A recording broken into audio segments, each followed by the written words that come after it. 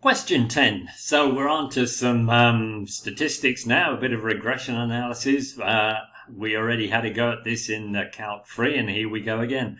Now, what have we got to do? So part A, calculate the correlation coefficient for the data. So we'll grab a calculator. Here we go into statistics. Now you can see I've already popped the numbers in. If you're doing this in an exam, remember once you get to the end, go back and double check that the numbers you've put in are the numbers that you see on the exam paper. That's pretty much the only mistake you can make for the first couple of marks here. So once we get to the end, off we go. Calc, regression, linear, I see later on in this question that we need to calculate some residuals. So I am going to chuck the residuals into list 3 while we're at it and say OK. And here we go. So then the correlation, first mark. I think 3 decimal places will be fine here. 0.8839, so 0.884 will do nicely.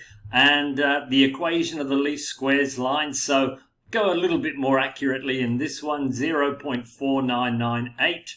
And then I'm using the variable. So remember, this one is x and this one is y. So at the beginning of the line, we've got p for y.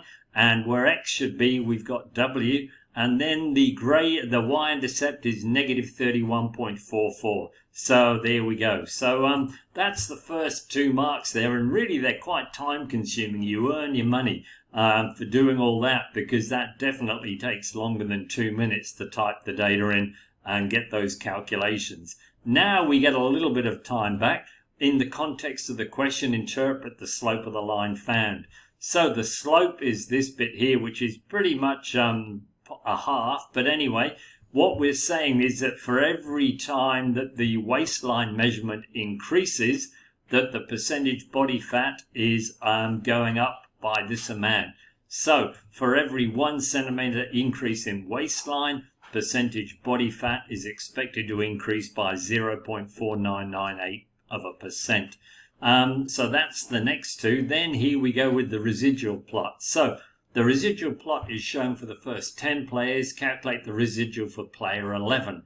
Now player 11, let's go have a look, had a waistline of 98. So we need to go and get the residual for that player. So from the calculator, when I say OK, player 11, if I tap down the list, here's the residual. Sometimes we're only getting 2 marks here. We could probably just pop down that the residual is 1.46 and then plot it. However, if you wanted to show where it came from, then what we do on the graph is get into the graph window, go into trace mode, type in 98 and say OK. So here we can see that when we substitute 98 into the regression line, we're getting 17.54. So we know that the residual is the actual value of 19 minus the predicted value of 17.5, which is 1.46. Then we just get the second mark for plotting it. So 98 is the weight, the residual is 1.46, just under 1.5 there. Then we turn the page and part E, comment on the appropriateness of fitting a linear model to the data. So here's a copy of the graph, and you can see there really is no pattern to it. So we're going to say the linear model is appropriate, as no pattern evident in the residual plot. So there's our 2 marks there.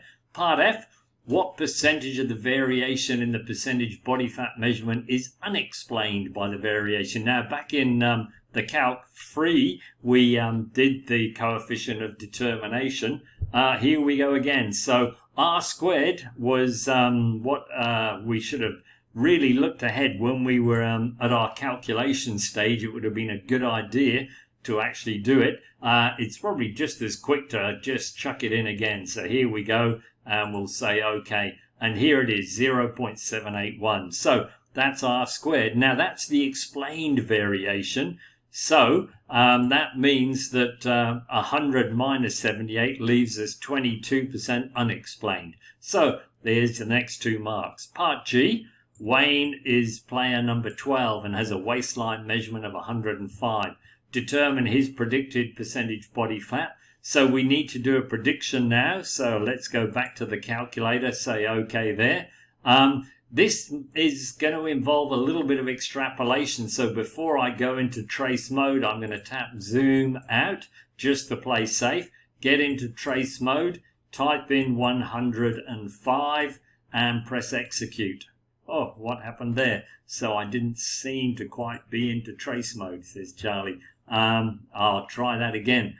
Go into trace mode, and here I am, and then type in 105. That's better, and say OK, and it's shot up here, so it's hard to see, but if I tap onto the Y value there, you can see it's 21.04. So 21.0 centimeters will do nicely.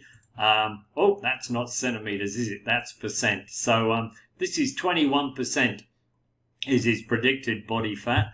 And then comment on the validity of the prediction and give a justification for our answer. So obviously it involves extrapolation. The correlation is strong. So again, just like in the Calc 3 where we had to do this time we're going to say despite the strong correlation of 0.88, the prediction involves a small amount of extrapolation. It wasn't a lot, look, was it? There it was, our last data points back here. So it's a small amount of extrapolation. We're not that panicking about it.